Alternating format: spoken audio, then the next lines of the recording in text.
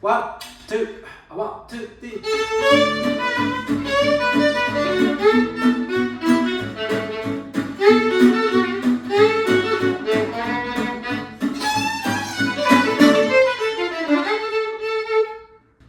Hello everyone, welcome to my kitchen. I'm here with my homestay student Daniel Camacho from Mexico. And I don't know why he's sitting with me, but it's gonna be fun. Let's see. We were talking, we did a lot of talking today while it was raining. And in today's video, it's a reshoot of a video because I think I can do better this time. I want to talk to you about what I would do if I could travel back in time and meet my young self at age 12, where I was starting to discover music and all that stuff. And actually, I've said in other videos, I actually didn't get serious about music until I was about 14 or 15.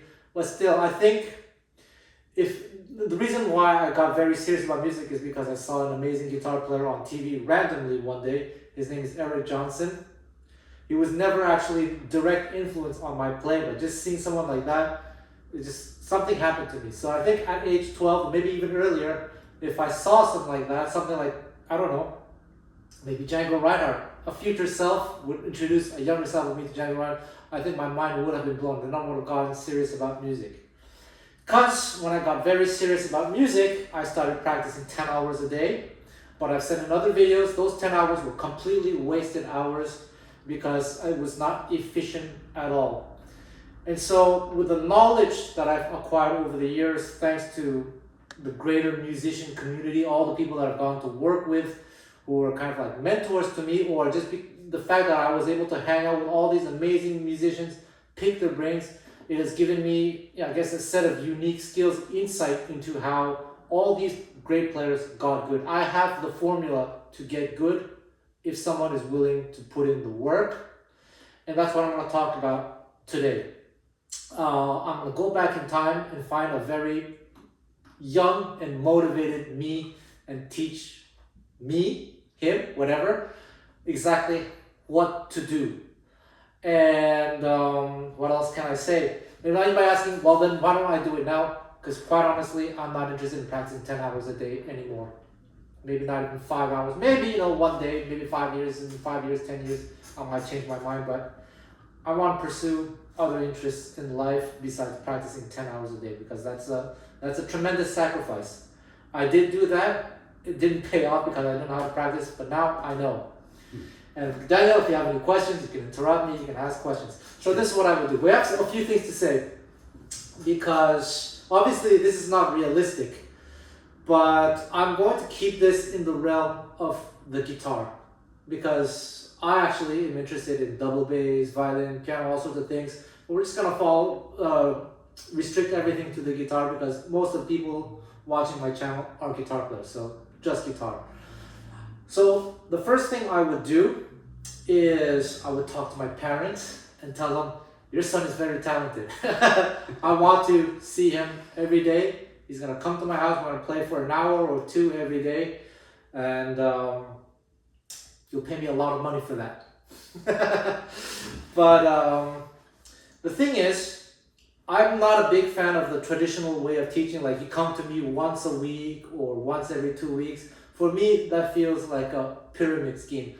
Either you come regularly, by which I don't mean once a week, I mean maybe 3 times a week, 4 times a week. We hang out a lot together, we eat together. I take my student to the jam sessions, to concerts and everything. We talk about music. That's the environment I want to provide to my young self. Stimulate the mind, so to speak. That's what I do a lot with my homestay students. I guarantee them lessons every day, but we also hang out. I took Daniel to a jam session to meet people. True. And number 2 is I feel that I teach best when people are actually doing something in the real moment. So, for example, he was in the park and I noticed certain things. I told him, hey, and then when you're in the park, maybe you can play rhythm a little bit louder, just because it just depends. I can give little advice like that. And I reflected back on my youth. Often some of the best advice I got was not necessarily from private lessons, but from just a conversation. Someone noticed me do something, say, hey, I noticed you do that. Why don't you just do this? And say, oh, I never realized that. So just few 5 words or just advice that lasted 5 minutes can have a tremendous impact on you. Yeah. And that's how I feel I teach best. Just recently, I did give a Skype lesson to a guy in a city where there's absolutely no music, practically none. And he wants to play jazz. And he asked me, what can I do, to learn these songs and everything? And I asked him, is there anyone to play with? And no, that's what the person said. Now, this person is from a country where the official language, the native language, is the furthest thing away from English. But this person spoke really, really, really good English. And I asked him, how did you learn to speak English like that? Oh, I lived in this country for many years and I just learned it naturally because of the environment. And I said, well, that's your problem with jazz music. You don't have the environment. The reason a lot of players get really, really good is because they had, quote unquote, the natural environment to play all the time, to play songs.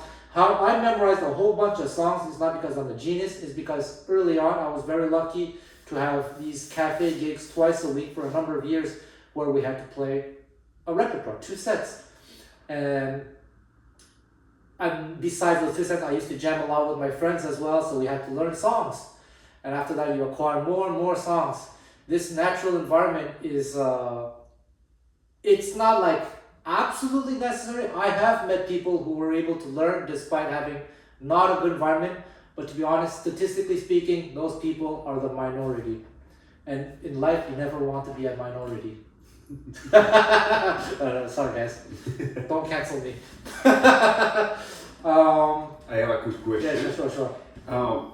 Do you think there's a difference between the figure of a teacher or a professor and a mentor? And if so, what I see as a teacher is like the guy you go and pay once a week and it's okay, give me my money, thank you, see you next week. And a mentor, that's a guy that really says, hey man, come with me, I'm really looking forward to your progress. That's what would you agree with that? That's a very good question, because actually I don't really think of myself even as a teacher. But for me, a teacher is like you said, and it's also like, do what I say, just do what I say. And that's not what I am. I want to tell you, if you do this, I think this will happen. And I want you to think about this, the logic. I want you to understand the logic of why I say do this advice. And we spend a lot of time trying different things together. Of course, I can tell you, do this, do that.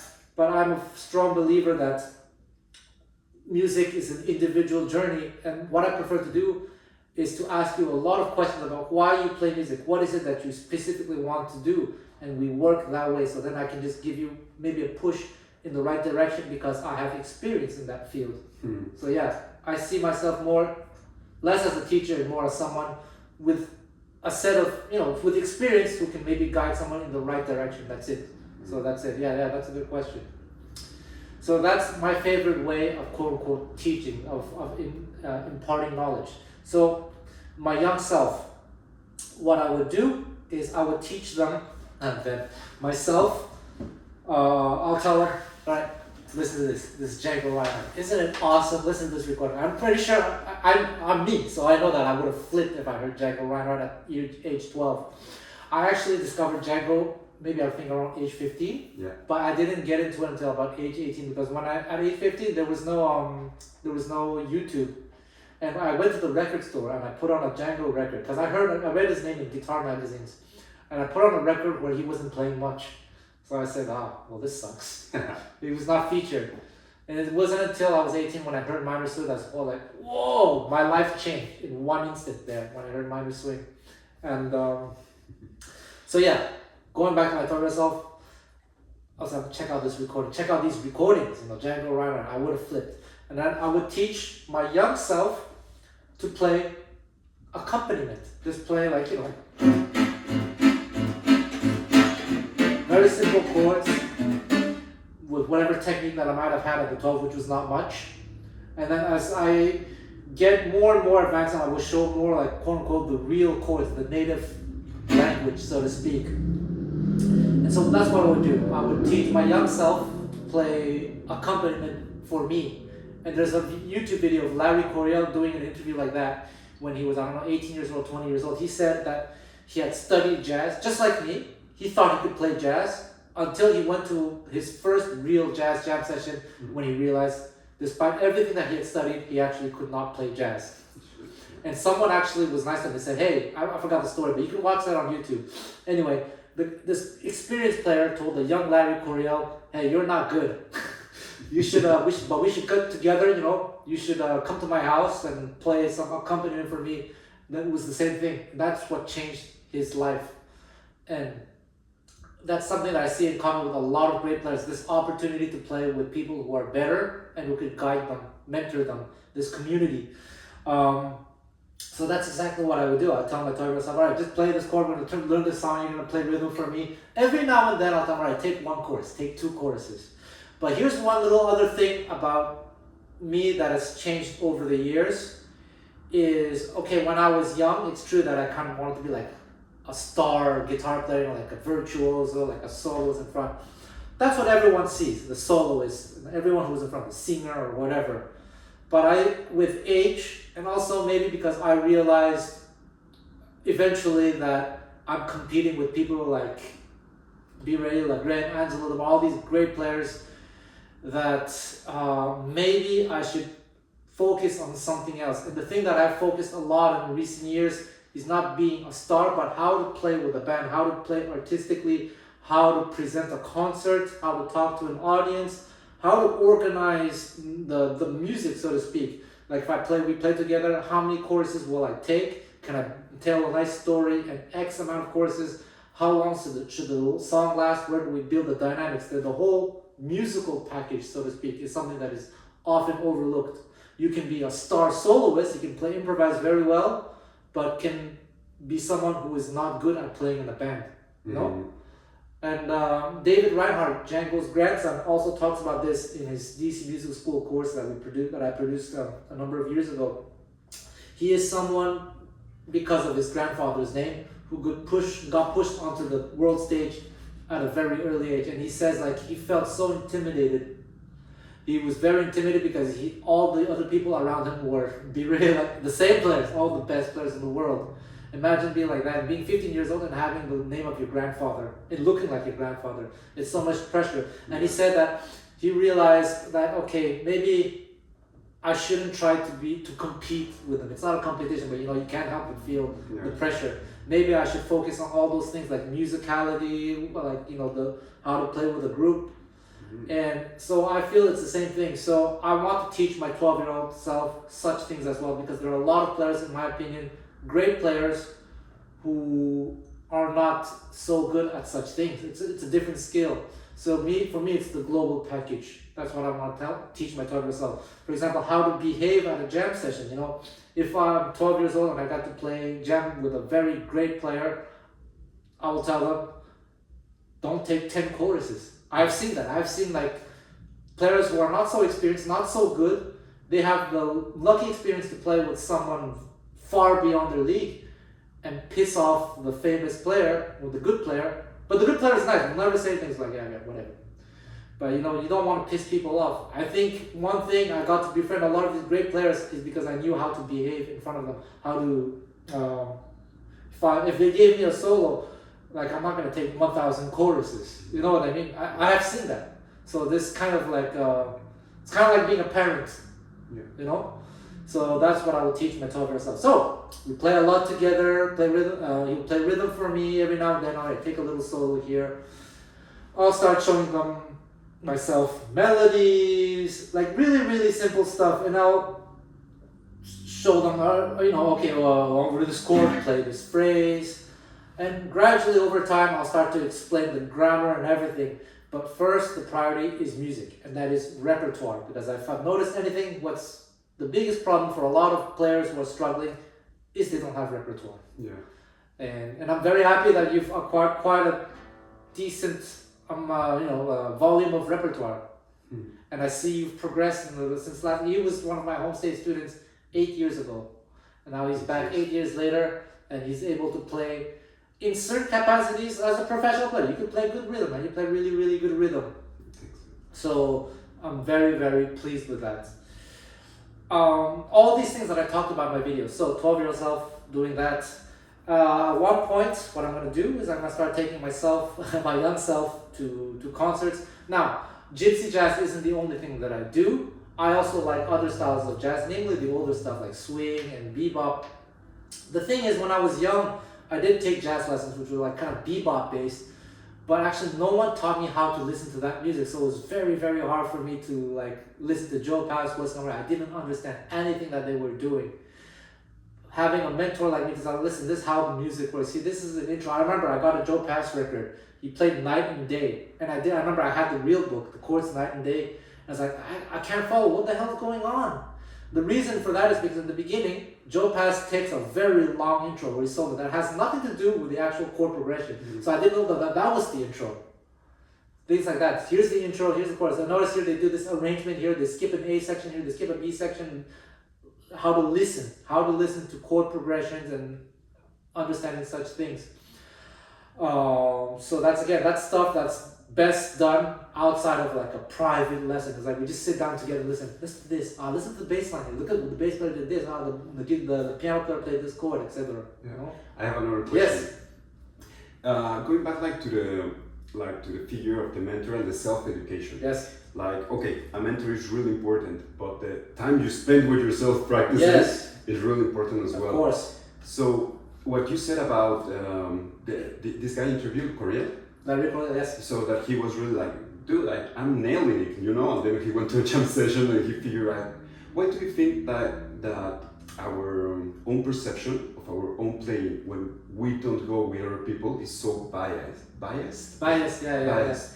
And how to reduce that, and how big is the importance of maybe not having a professor or a mentor, but asking for an opinion, like, man, what do you think about my playing? You know? That's a very, very good question. That thing you called is called, there's a word, it's called Dunning-Kruger syndrome. It's this idea that you think you're better than you really are, and you don't, it's hard because you don't have the experience. And we can all be victims of, myself included. I certainly had my moments of Dunning-Kruger. I hope he never watches this, but in Japan, I go to these Japanese classes, and we're a group of friends, French-speaking friends, and one of us is really, really bad at Japanese. But that person has no idea how bad he is. Like, he cannot even make one correct sentence. And when he says, when our group of friends, we ask each other, like, oh, you know, when you watch this TV show, how much do you understand? This guy was like, oh, I understand about 80%. I'm pretty sure he actually only understands 20%. Because how can you know what you don't know? It is the same thing, even with music. Sometimes students come to me, they say, oh yeah, I know this thing. But then they show it to me, they can't do it. They've practiced it at home. Why is that? It's the same thing. You know, Armando, another homestay student, was here, and Armando comes from a Latin music background, so I started getting interested in like compas and things like that, these kind of rhythms. So I put on a YouTube tutorial on like a basic compas, which I had never learned. It goes like this.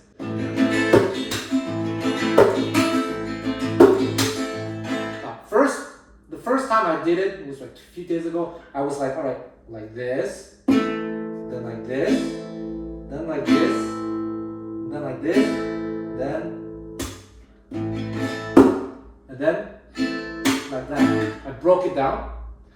And then I practiced maybe for 20 minutes, then I started to get it kind of smooth, kind of.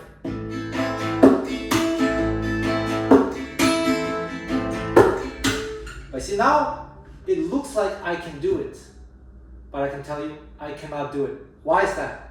Because now, when I do this, you don't see it, but it's here. This is one of the hardest things to train. I told you about the mind thing. Yeah. Is because I'm thinking too much. I'm still thinking a lot. When I play this, I'm not thinking about anything. It's just very automatic. I've trained to the point where it's like second nature. And until you can do something like that where you never screw up, let me say never, but like almost never screw up, where it's automatic, you don't have to warm up, you cannot say that you know something. So to answer your question, often that's what it is. They don't realize that you have to get to a point where it's automatic. You must have like a success rate, let's say of 98% all the time, anytime. Until then, you don't know anything. And so a lot of us have this Dunning-Kruger. I've had it myself. Now there are also some people, I've made a YouTube video several months ago, maybe a year ago, where I talk about talent. Some people, you know, they naturally get it right, but they don't even know that they got it right. Chad Limburger, one of my friends, amazing musician, he has an uncle, and he says, my uncle is an amazing trumpet player. Sometimes he makes mistakes, but he has no idea what he's doing. He just plays by instinct. And he doesn't even know when he plays something good.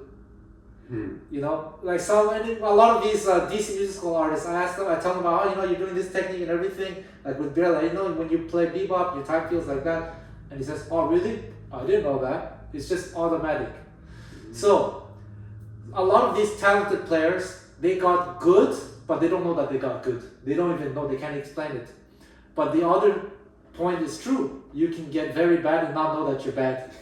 And that's why maybe you benefit from having someone that you trust tell you, you know what, you're doing this, that's not good, that's not good. Do you think the level of objectivity when you're growing in your instrument grows as you have the mentors and the right teachings? Like, for example, you record yourself and you're like actually like how do you say it? Like not like lessening, like to having less of Dunning-Kruger. It's well, like I said, some people don't know that they're good. I'm gonna repeat it. Yeah, sure. So in like, how important is knowing that this Dunning-Kruger is actually I think that it's quite common in every area of new apprenticeship. Yeah. So how can you be able to get more and more objective in your playing? Because if you're objective, if you see something's failing, that means you know somehow how to correct it. So does it decreases the level of Dunning-Kruger while you progress, and how you make sure you're getting the right level of objectivity with your own playing when you're studying by yourself? Yes, that's a very good question, because some people, myself included, I got a lot of really good advice over the years about very small details to listen to from all sorts of different players that I was never aware of. So it's thanks to them that I was able to, like I said, when I was young, I didn't know how to practice. I practiced 10 hours a day and I thought I was good. Yeah.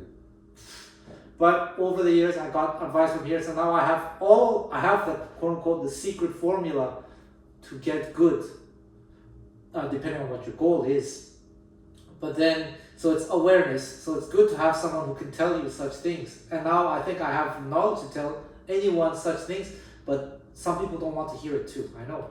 There's a lot of people who don't want to hear it. You guys saw last week's video. I had my friend Larry on bass. I was stuck in Taiwan during the pandemic. in Asia, East Asia, a lot of people learn music in kind of a different way, a more highly academic way, and the mentality is different. And I know that quite a number of people might resented me in Taiwan for saying something. Maybe I could have said it in, well, I actually did say it very kindly, but you know, when you say a truth, sometimes people don't like to hear that, you know. But Larry was not one of them. He was one of the only people during the pandemic who told me, "Hey, listen, I'm very interested in what you're saying, Dennis. Can we get together? Can we hang out?" And I said, "Let's do it." We started playing together, and I started teaching him the language of how to listen to the music, how to listen to the chord progressions and everything. Like I said, I didn't actually do any teaching. I just pointed out little things like this. And you know, man, he spent a week in Montreal. We went to jam sessions. There were songs that he picked up in one listen, like very impressive. He's acquired that skill. So if you're willing to accept someone's opinion that you value, you have something to think about. That's why I say the mind thing is one of the hardest things to train. You have to really want it badly, and you have to be willing to trust someone about that. And that's it. So answering the question of how to get more objectivity with your playing for your better benefit would be again like asking the right guy, the right person, the right questions, and being humble enough to listen to the answer. One thing is, you see, when I try to tell someone quote unquote the truth, I don't want them to just believe me. I want them to really think about what I say, the logic. I want to show them the proof of what I say is actually true. I want them, often through a lot of recordings, interviews, I want them to believe me that way. I don't want them to believe me because you can listen to so many people. How can you know who's right and who's not? Yeah, true. Yeah, so I really want them to see for themselves through logic. What Dennis says actually makes sense. And then you go for it. Because otherwise, you're right, I could be just anyone saying crap. But I have a lot of, statistically, people who have listened to me. I'm not trying to show off or anything, but like with the knowledge I have, if you listen to me, the advice I give, it's gonna work out. So yeah, that's what I would do with my young self. I'd give a lot of little tidbits and advice, things to work on. One of the hardest things for me, I'm telling you early on, I'll tell you what it was. Here, I could not hear chord progressions. I can fix that easily because through the repertoire thing, the fact that I'm gonna accompany my older self for, 2-3 years, playing the same songs over and over, you start to hear the familiarity of the chord progressions, the movements. I'll teach them different voicings and everything, and then even I'll still teach them stylistic interpretation, which is something that is not very taught often in academic circles. If I tell them, if you play this is more like 1930 style, this is 1940 style, this is 1950 style, this is Gypsy style, this is this. I can show them all these little nuances so that you have more an access to a wider, range of artistic choices. So things like that. I have another question. Yes. For example, you have been in contact with many wonder kids, Yes. they're very talented, very talented. But that's not the common. That's not all musicians are not these wonder kids since they were little, that they grew in the perfect ambience so they can grow. So what would you tell your younger self or to not get discouraged by the process? Because when you're in the process, it's so common that you compare yourself, that you see other guys having the same time as playing as you, but they're so much better, etc., etc. You name it. I went through that. Yeah, I understand. So how can you? What would you tell this younger self about the not getting discouraged or trusting the process or? What would be your advice? That's a very good question, because I did go through a phase like that where I was very sad and very depressed. I was comparing myself to all these great players. Now I think, and also I want to say something. I know a lot of people in the Gypsy community who are exactly like that, who said, I just want to play rhythm, I'm too scared to play solo, but I could tell they kind of wanted to, but they were their cousins. It's true. Some people are more talented than others. That's just the truth, But what I would say is, though, I think unless you have some severe disability, I think anyone has the potential to be decent, to be good. Just like we can't all be like Olympic bodybuilders, but you can go to the gym, you can improve your condition easily. Anyone can do that as long as you're kind of healthy, right? Yeah. Believe me. So that's the same thing. So what I would do though, because I'm spending a lot of time with my younger self, I would be very encouraging, be very kind, give them opportunities, just try to shower them with positivity, as much positivity as possible. Yeah, I think the environment, that kind of environment is very important too. And if it's not too personal, you can edit it for of course. How did you manage your own? You said you were through that process of like comparing yourself with the great players and saying, "Damn it, no, I don't know." How did you manage your own process or your own phase? I think that it was a long process. Years? Yeah, really years. Oh. But it's eventually starting to meet people who were like two things actually. Meeting people again who said some things that really touched me. Like they said, I screwed up here, but whatever. It's life. And even as recent as 2 years ago, yes, in the winter I recorded this guy Dan Wilson, who's an amazing bebop player. We recorded for DC Music School, and after each take I would ask him, do you want to do another take? It's like, it was not perfect, but I'm human, let's do the next tune. And I said, how was this take? I might have missed the change here, but you know what, I'm human, it's normal. I was like, it was recent, 2 years ago, but that actually touched me a lot. It's like, that's what it is. Now, I'm not saying to lower your standards. I'm not saying that at all. But also don't get toxic with the negativity. Because now, especially nowadays with TikTok and Instagram and YouTube, you have a lot of these Instagram players. I kind of have to make a separate videos about this. That's so very, very toxic. It's kind of like in the 80s or 90s, or even maybe now, like when you have these young girls seeing like Photoshop, like a swimsuit, like a perfect body and everything, or even just male actors and everything. Everyone's like, but a lot of that is fake. So. But you don't know it, right? You don't know it. A lot of these people don't know. Maybe you know, but because you see it so much, you feel like. That's the standard. Yeah. So it can get very, very toxic. But meeting some of those people, it's like, I screwed up here, but whatever. Even with, so that was one thing. The other thing is when I started to transcribe a lot of great players, like, at first I was wondering, when I was young, I was like, man, this person is genius. How did they come up with these note choices? With age, I realized, wait, this is quote unquote a mistake. They didn't mean to play this, but it just happened. Yeah. But so what? They don't care. They still, because in those days they don't have like Pro Tools. You can do overdub. You record live, and that's it.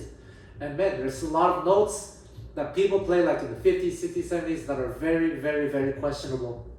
And even like Biré Lagren, he was one of those like, whatever. Actually, I told him, we did one take, I said, by the way, because sometimes they're recording songs that they've never played or they haven't played in a long time. And I always tell them, you don't have to play this song, but often, like especially with Biré, like, no, this is a good challenge, it's like a game for me. Yeah.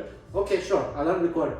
And then he thinks the chord progression, he's using his knowledge. He has great ears, probably perfect pitch, but sometimes his knowledge overrides the perfect pitch. But so there was one song where I could hear that he actually didn't play the chorus because we thought it was something else, and I had to tell him. And then you know what he said? What? Yeah, but most people can't hear it anyway. And it's true. He's not wrong. But I was like, can you do it now that you know the chord? Okay, fine. But this kind of attitude that Biré has, I think it's very positive. Now again, I'm not saying to lower your standards to that point, but not to be toxic in that way. Yeah. So that's what was even the question? I don't remember. The question was how you handled your own. Yes, but being aware of such things that helped. Yeah. Me tremendously. There we go. So that's the kind of education I would give myself. I would take myself to festivals. We're talking about bebop. Yeah, I'm very interested in bebop too. So I would, luckily in Montreal, especially in the 1990s and 2000s, there were a lot of jam sessions. But I remember being like 18 years old and being very afraid of those jam sessions. And that's where a mentor could come in handy. I would take myself. First of all, we would get together and practice together. Maybe since I know how to play the bass, I would play the bass and my young self would improvise and I would just coach them. And after a bit of time, maybe I invite other students or other people, young people, to get together to play a little. So we have a quote unquote safe space, you know, to practice and not feel nervous. Then every now and then, gradually take them to the quote unquote the real jam sessions with where anything goes, and help them gain confidence to do that. So that's a really great environment to be in. So that's how I would learn bebop and quote unquote modern jazz or whatever. So I would do that. This can't stress this enough. Repertoire and environment, and that's really one of the biggest secrets. That it's not even a secret, but it's something that a lot of people skip because it's for different reasons. Because maybe people are afraid. I think a lot of people are afraid, and also people often. There's another thing, you know. It's like sometimes people get so good at only one thing, and they only want to hold on to that, and that they neglect all the other things out of fear. For example, let's say bodybuilding. Let's say someone just like only works out top body but nothing here, not the legs, and they do everything they can to avoid working out the legs because they're afraid. Somewhere deep down they're aware that they're lacking in that, but they want to hide it. They want to hide from this. For whatever reason, people have a lack of confidence, ego, whatever. But it's true. If you're a person who needs direction and guidance, you're not one of the talented people. You have to be humble enough to receive the guidance, and then humble enough to want to correct it. Because I can guarantee anyone can get good. Anyone can fix any issue. We're not talking about becoming brilliant. We're talking about just being a decent musician, being able to perform with others. It requires tremendous humility. It's what it is. And so though, yeah, I would give myself a very positive environment, be very encouraging, but also be very, I'm not going to sugarcoat anything. If I hear something that's wrong, I'm just going to say it. And so we'll work on dynamics and everything, repertoire. And as soon as possible, I want myself to be learning on the job. Learning on the job in the environment is one of the best things ever. You mean like working, professional working? Well, no, but like just being in a real environment. Like, yeah, professional working. Not the fact of making money, but just being in the scene. Yeah, in the scene. I had Armando here. Hope you're watching this, Armando. He's a very great guy, man. Very talented. Actually. We miss you, Armando. Yeah, I miss you. Really nice guy from LA. We were working a lot on rhythm. He wanted to learn rhythm. So he's new to Gypsy jazz, but he's been playing music his whole life. He's really good ears, actually. Very talented. But what I noticed is that I would show him little things, different topics, different aspects of rhythm playing, and he was able to do them isolated, but he was unable to put them together. That's what I mean. Learning on the job. When you're on the job, you have to put everything together, and it has to be right. So that's what I mean. Some people are not aware that they don't know how to do something. So actually, Armando, he's gonna work on it. He's gonna get good. I know. But Armando, I showed him how to play. Get a decent sound on one chord. But as soon as you start adding other chords or something like that, or have to do something, it all fell apart. So you can kind of think that you know how to play rhythm, which in some ways is true, but you only have to do it on one chord. As soon as you see, everything falls apart. So what we spend a lot of time doing is finding ways to put everything together in real context. And that's what I mean. There's some people, again, they study a language. I'm using Japanese. I have experience with that. Who they have a lot of knowledge actually of Japanese, but they cannot speak Japanese to save their lives, because that's what it is, putting it all together. And actually, I was one of those people on the guitar. I practiced a lot. I think I was better than a lot of people at my age. If you had to tell me, play a 3-octave arpeggio, play a 2-octave scale, I could do all of that. But I actually couldn't play jazz to save my life. You couldn't put everything together. So it's all about putting it all together. And that's where I can give them the best feedback to someone. And then I give the feedback, and then you go home and you work on it in your own time. And then after, see if you can then put it together again in the real situation. Yeah, that's one of the best ways to learn, man. Like again, we were outside, we were at the park. You did a great job. You played some really nice rhythm, but I noticed that you were on the quiet side. So now I want to tell you, hey, be aware that you can sometimes it's good to be quiet. It depends. In this room, there's a lot of echo, so you don't have to play loud. This sounds good, but maybe in the park you should. because there's no echo, and so projection is different. Yeah. To be aware of such small things, just the advice that took 10 seconds to give, but maybe it will stay. Hopefully, it will stay. You know. Yeah, sure. Things like that. So that's the kind of education I would give myself. I would take myself to all sorts of different places, kind of like a big brother or a second dad or something. Would you add to the list the importance of vocabulary leaks? Yeah. Every now and then I would show myself, hey, over this chord you can play this. Like, check out this cool idea. Check out this cool idea. I'll tell you a story. There's actually, that's what they used to do. If you read interviews of all the jazz musicians in New York, they used to hang out together and like, hey, check out this thing. Hey, check out this thing I'm working on. That's how they learned. And I know, I forgot who it was. I think it was Adrien Moignard and Sébastien Gino, two great players in Paris in the Gypsy jazz scene, two of the biggest names. They used to call each other like, hey, check out this lick, man, check out this lick. And then, oh yeah, well, check out this one, check out. So there's, I think, I don't want to use the word licks because it sounds like it's something like you're copying and pasting. But we did this lesson yesterday and today where I told you like, it's less about the licks, but I try to understand how the licks work. Now, when you're a kid, maybe you don't have to understand. In the beginning, maybe you don't have to understand how the licks work. You just have to know that over this chord, maybe you can play this. There. And then when you see an F chord, A chord, B flat. Maybe that can be enough. I will gauge, I'll see. But eventually I'll start to explain the grammar and try to get them to really train the mind. It's really, that's the hardest thing I told you, training the mind. Because this is easy, you just have to, it's mind training, but only just putting your finger here, that's it. But eventually I want them to understand, hey, what is this in relation to this chord? It's this. Well, all these things. So I would teach that as well, of course. We'll do a lot of exercises, metronome, we'll focus a lot. Basically, I'm going to sum it up on how to play artistically in a real situation, how to survive a concert, like playing a concert, a jam session, how to play with musicality, how to construct something like a solo, like 2 choruses, 3 choruses, how not to bore the audience, things like that. Yeah, man. That's exactly what I would do. That's the education I would give myself. Let's say I had 6 years to spend with myself, 12 to 18. After 18, they can do whatever they want. But man, I think within 5 years, if you have the right instruction, and in those days, man, I really did practice after school. Like I nearly failed school. Not because actually it's funny because I remember you have a parent teacher, so like the teachers meet the parents in the high school. Yeah. I remember the teacher saying, hey, your son is very gifted, he's very smart, but why is he doing so poorly?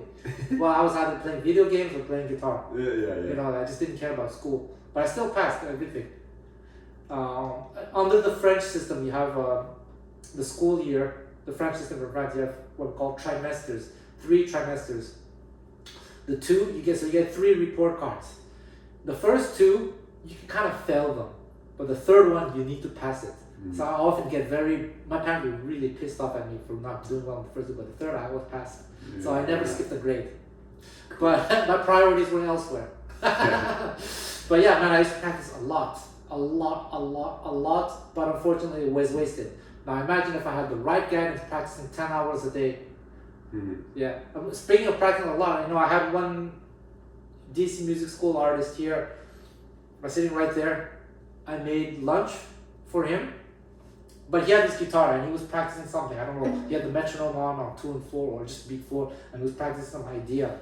I said, hey, I have to go run some errands, but here's your lunch. I'll be back in an hour or 2. Yeah. I came back to us. He still hadn't eaten. He was still practicing the same thing, nonstop. And like I said, because you see, I've been in these environments with Gypsy, not just Gypsy, but all these great musicians. Sometimes I not live with them, but spend entire days with them, entire weeks in their house. When they came to my house, they're practicing all the time. There was this one guy in Paris. He's no longer playing. His name is Chris Campion.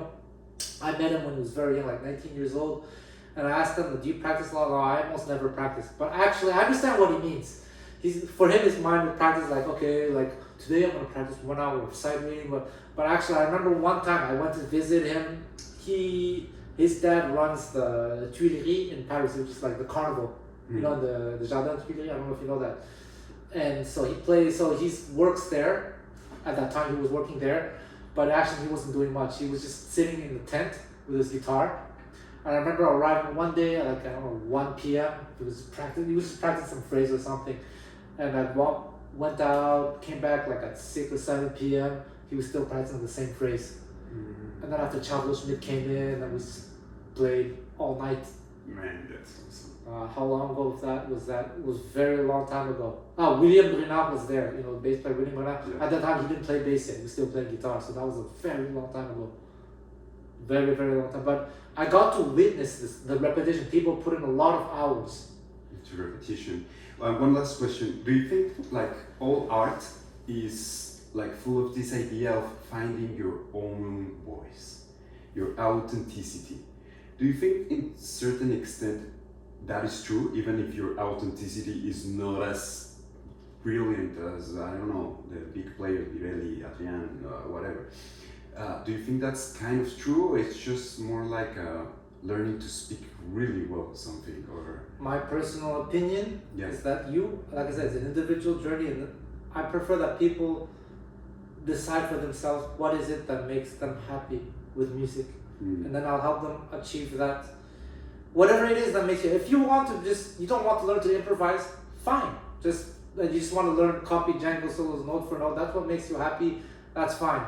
Now, whether you'll find an audience for that, or you can make a living doing that, that's another question. Those are two separate things.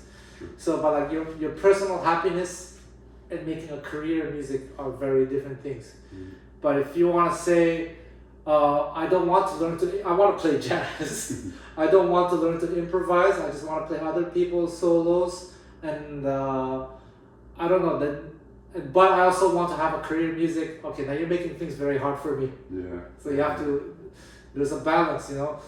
Actually, I did an interview last week with this guy Greg Clayton, and he was saying that sometimes life will tell you what you need to do. Great interview. Yeah, if you want to make a living music, you have to figure out what it is that will allow you to make a living playing music. So maybe sometimes it's contrary to what your dreams are. And therefore you have to ask yourself, okay, am I willing to go in that direction or not? I had one friend actually, his goal was something very specific, I forgot what it was.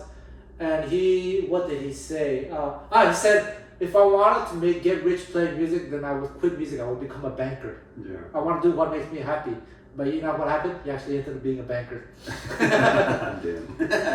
But it's true, like, you know, how we find this balance, you know, between a career in music versus kind of artistic. So my thing is that, just make yourself happy, and that's different for everyone. Don't let other people dictate that for you, unless you have to somehow make a living with that. Then you have to ask yourself some questions. That's why I learned how to, I learned on the job how to perform for an audience, how to talk to an audience. I'm really good at that.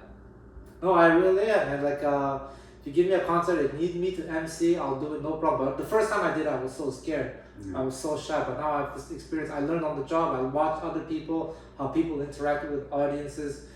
Most people who are listening to you play are not your peers. Most people are just casual listeners of music. They have no idea that you played this substitute there or this other thing there. They will react more to rhythms, simple rhythms, to dynamics, articulation, things like that. Yeah. I remember I played one gig. I want to change the story. I don't want anyone to recognize this. I'm changing the story, but it's still going to be the same lesson. I don't want to embarrass anyone. But it was not my gig. It was someone else's gig. Not a famous player. And then I got asked to go on stage to play one song. Within it was my turn to solo, within 3 seconds, I remember I heard the audience go, wow. But it's not because I played something fancy, because the other player was just doing like licks and everything, all these fancy tricks and everything. But I remember I was just doing something like, let's play, can you play Sir all the chords? 1, 2, 1, 2, 3.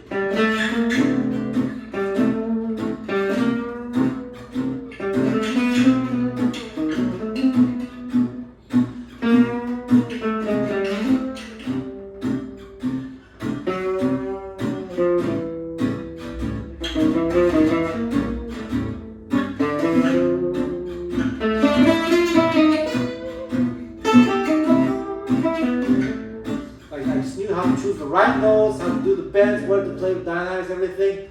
I remember within just like maybe first three, four notes, I got like a big wow from the audience.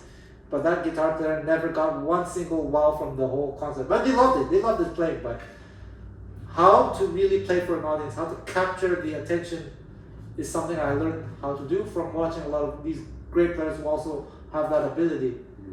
It's less about learning your octatonic skill or whatever, but really how to play, choose the right notes with the right rhythm, with the right phrasing, and with the right articulation. It's like a speech. I can talk like this, I can say all the best things in the world, but the way I talk like this, you're gonna fall asleep. But if I talk like this with authority, you're gonna listen to me, right? So it's like a politician. You can say all the BS, I don't want you to censor me, but say all the BS in the world. But if you know how to say it, deliver it, you can get people to follow you. You have to acquire that ability. And that's what I want to teach my young self. Yeah. Cool. Thank you, Dennis. Yeah, man. So there we go. That's what I will do. Repertoire, environment. Some people change cities just for that, man. Repertoire, environment, and awareness, humility, etc. Boom. And a mentor.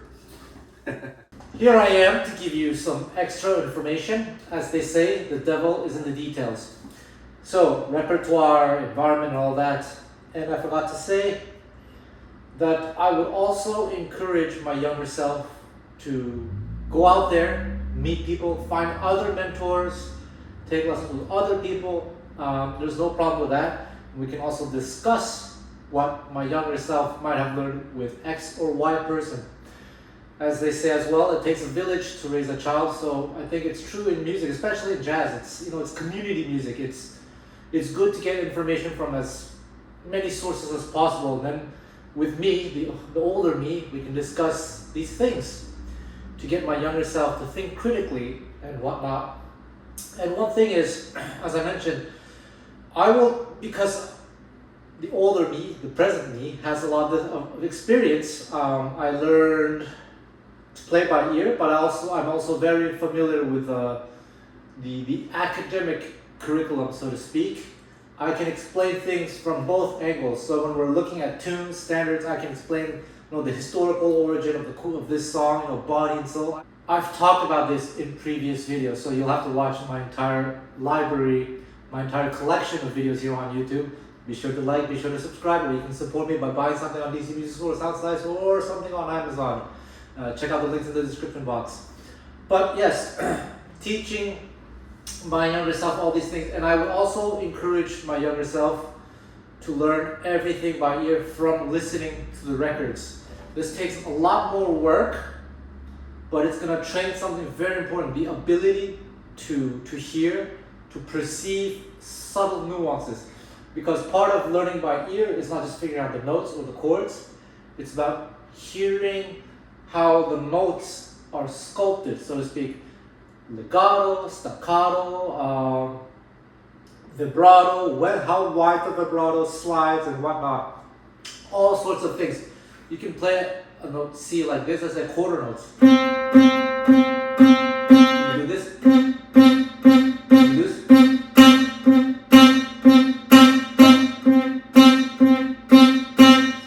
Different accents. No vibrato first, then vibrato. It trains your ears to do such, to distinguish such subtle details, and I think this is very, very important. There are no shortcuts. This is why a lot of people are afraid of doing this, because it requires engaging the brain. I've said many times already, training the mind is one of the hardest things, and it's where a lot of people struggle out of, again, like I said earlier, many reasons: fear, ego, a combination of the two. But from an early age, I'm going to encourage myself to do just that. Now, actually, I'm not a huge, despite having actual degree in music theory, classical music theory, counterpoint, tonal counterpoint, and all that stuff. I have a degree in theory, but I'm not actually a big proponent on being like super well versed in theory, because in my experience, a lot of players actually aren't as well versed in theory as most people think them to be. Most people actually have just a basic foundation on music theory, nothing quite advanced, to be honest. But yeah, of course I will over time, over the 6 years that we spent together, I would explain certain things in periodical terms, explain where it comes from, explain the academic side versus the historical side and whatnot. Now, when it comes to reading music, I would encourage my younger self to get familiar with like Sibelius or Finale, like notation software, and have him write down solos. And we'll choose the correct solos to transcribe together, and we'll analyze everything together. I'll help correct and explain to him why this should be notated this way. Here you see the playing's a little bit laid back here, so maybe you can quantize it, whatnot. And the act of writing down solos, notation, is going to do wonders for people's reading skills. Because in my experience, again, I'm able to outread a lot of people, not because I've practiced sight reading, but because I've done so many transcriptions over the years for clients, DC Music School and whatnot.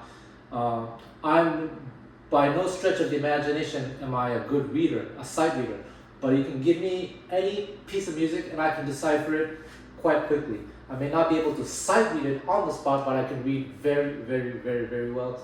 And that's actually not from practicing reading, but from practicing writing. Not from practicing writing, but doing the writing itself. So it'll be a very gradual process. 6 years is a lot of time. It's a lot of time to get really good. And like I said, my goal is to produce a well-rounded musician. Not necessarily to create someone who's a super virtuoso or anything like that, even though that's great, but someone who's able to handle a lot of situations in the real professional world. And one thing would happen as well, maybe the first 3 years, from the ages 12 to 15, my younger self would be playing rhythm for me, and I would be giving a lot of like important feedback, don't speed up here, maybe this song you should push a little bit more, maybe this song a little bit more laid back, this one softer, maybe use these voices for this song or for this style, etc. You're going to learn a lot from that. And then maybe from ages 15 to 18, we can do a switcheroo. My 15-year-old self can be the leader, the lead guitar player, and I'll be backing him up. And then I would also offer suggestions, All right, I noticed you took 10 courses here when you could have just done the same thing in 2 courses. The audience got bored. You're always playing the same licks, you're shredding too much. Maybe you can construct your solo like this. Things like that. Your time feel, we can discuss time feel. These are all topics that I've addressed in previous videos on my YouTube channel. I will continue to address them because these are the foundations. What I'm trying to achieve here is solid foundations. Music is a personal journey, but I still feel that for everyone who has aspirations to be decent, then foundations are very important. And then from there, it's about having a clear goal as to what you want to do. I have a friend actually from Australia, a really good player. His name is Rodrigo. Plays Gypsy jazz, plays a lot of different things. And we were talking about this recently. I think I was in Australia. Talking about these foundations and how I feel they're so important. Then Rodrigo just said, "All right, Dennis, why don't you critique me? What do you think? Like, let me have it. Roast me." But that's not how I work, actually. To be honest, I have nothing to say to Rodrigo because he's actually very well-rounded. He has good foundations. He knows exactly what he wants to do. I have nothing to say to him. So it just depends on one's goals. It would be one thing if Rodrigo's rhythm playing were terrible and like he's dragging all the time or speeding up too much, he's playing too loud. But actually, he's a great player. Now, everyone has their own time feel, and that's subjective, but he's fantastic musician. I have no comments to give to people like that. I tend to keep things as objective as possible. If someone has the foundations, there's nothing to say.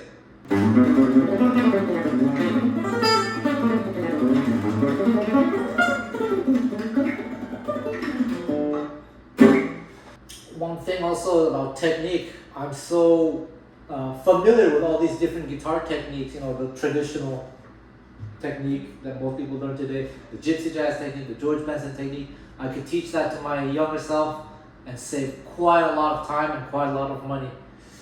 I learned to play Gypsy jazz kind of on my own. Of course, I was with the Gypsies and all that stuff.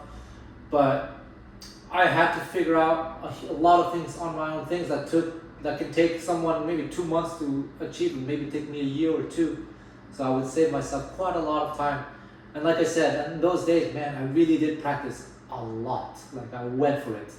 5 hours, 6 hours, 7 hours, 8. I remember there was the 1997, I think, in Montreal, there was this snowstorm. So school was out for a week and there was no electricity. I remember just being with my guitar practicing all day, from morning to evening. But I didn't practice the right things, so it was all useless. Imagine if I had a mentor like me. There we go.